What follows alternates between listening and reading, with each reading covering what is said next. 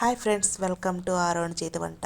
సింపుల్గా టేస్టీగా మన ఇంట్లో ఉన్న వాటితోనే నేను మీకైతే ఈవినింగ్ స్నాక్ ఐటెం ఒక రెసిపీ అయితే చూపించబోతున్నానండి. అదే బ్రెడ్ పకోడా. పిల్లలు స్కూల్ నుంచి వచ్చాక ఇలా చేసి పెట్టారంటే చాలా ఇష్టంగా తింటారండి. వీడియో చూసే ముందైతే ఒక చిన్న లైక్ చేయండి. మీ లైక్ అనేది మాకు చాలా ఇంపార్టెంట్. అలాగే మీ సపోర్ట్ కూడా మాకు ఎప్పుడు ఉండాలని కోరుకుంటున్నాను. వీడియోలకైతే వెళ్ళిపోదామండి. ముందుగా స్టవ్ వెలిగించుకొని ఒక కడాయి పెట్టుకొని అందులో 2 టేబుల్ స్పూన్ ఆయిల్ వేసుకోవాలండి. ఆయిల్ వేడైన తర్వాత ఆనియన్ స్లైసెస్ వేసుకోవాలండి. అవి వేసుకున్న తర్వాత లైట్గా ఫ్రై అవ్వనివ్వండి. లైట్గా ఫ్రై అయిన తర్వాత 1/2 స్పూన్ పసుపు, 1/2 స్పూన్ సాల్ట్ వేసుకొని ఒకసారి మిక్స్ చేసుకోండి. మిక్స్ చేసుకున్న తర్వాత 1 నిమిషం పాటు మగ్గనివ్వండి.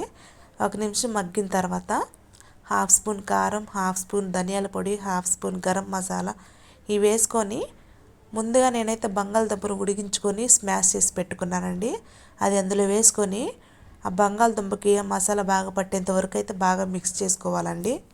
మనం ఇంట్లో ఎలాగైనా చేసుకున్నామంటే మనం బయట కొనుక్కోకుండా ఇంట్లోనే చాలా హెల్తీగా అందరూ చాలా ఇష్టంగా తింటారండి.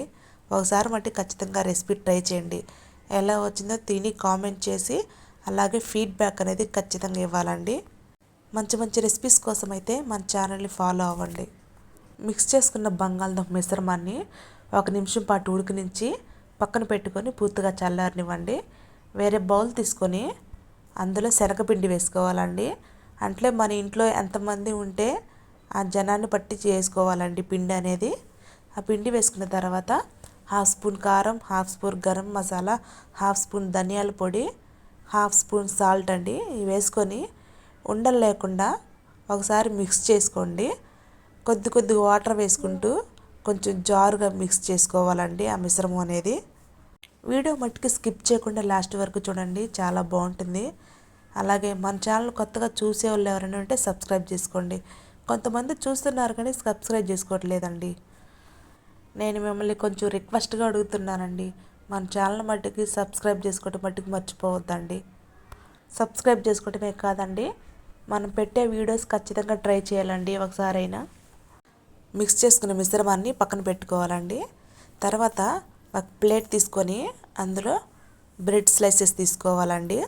చూడండి, నేను చూపిస్తున్న విధంగా అలా క్రాస్గా కట్ చేసుకోవాలండి శాక్తో అనేది. ఒకసారి ట్రై చేయండి, చాలా అంటే చాలా బాగుంది బ్రెడ్ పకోడా అనేది. అంతంత పెట్టి మనం బయట తెచ్చుకోవటం కంటే మనం ఇంట్లోనే ప్రిపేర్ చేసుకున్నామంటే ఇంట్లో వాళ్ళందరూ చాలా ఇష్టంగా తింటారండి. చూడండి, శనగపిండి మిశ్రమం అయితే అలా ఉండాలండి. మనం బ్రెడ్ని కట్ చేసుకున్నాం కదండి, ఒక స్లైస్ తీసుకొని దాని మీద బంగాళదుంప మిశ్రమం అనేది పెట్టుకోవాలండి. పెట్టుకున్న తర్వాత వేరే స్లైస్ పెట్టుకొని శనగపిండి మిశ్రమంలో ముంచుకొని మనం ఆయిల్ వేసుకోవటం అండి. మనం బజ్జీలు ఎలా అయితే వేసుకుంటామో అలాగేనండి, సేమ్ అలా వేసుకోవాలండి. ఎప్పుడు మీరు చేసుకునే విధం కాకుండా ఒకసారి కొత్తగా ఇలా చేశారంటే బ్రెడ్ తోటి చాలా అంటే చాలా బాగుండిద్దండి. సూరత్లో మేము ఉండే పక్కన అయితే ఇవి చాలా అంటే చాలా ఫేమస్ అండి. అందరు చాలా ఇష్టంగా తింటారండి. అందుకే ఒకసారి నేను ఇంట్లో ట్రై చేశానండి, చాలా బాగొచ్చాయి. నేను మీకు ఒక విషయం చెప్పాలనుకుంటున్నానండి. కొంతమంది జనం మట్టికి పక్కన వాళ్ళని చాలా డిస్టర్బెన్స్ చేస్తారండి.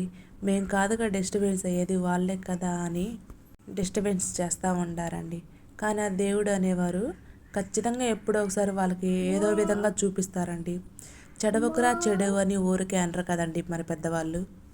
2 సైడ్స్ బ్రౌన్ కలర్ వచ్చేంత వరకైతే మన ఆయిల్లో డీప్ ఫ్రై చేసుకున్నామంటే బ్రెడ్ పకోడా అయితే రెడీ అయిపోయిద్దండి. బ్రెడ్ పకోడా కాంబినేషన్గా 3 పచ్చిమిరకాయలు తీసుకోండి. ఆ పచ్చిమిరకాయ మధ్యలో కట్ చేసుకొని విత్తనాలు అనేది తీసివేసి ఈ మిశ్రమంలో మించి నూనెలో మట్టికి వేసుకున్నారంటే అవి చాలా బాగుంటాయండి.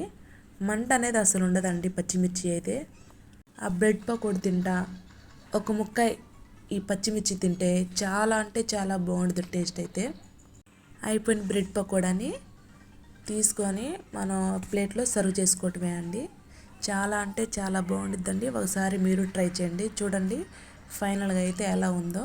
లుక్ అయితే చాలా అంటే చాలా బాగుందండి. ఈ వీడియో నచ్చితే లైక్ చేయండి, షేర్ చేయండి, కామెంట్ చేయండి. Thank you.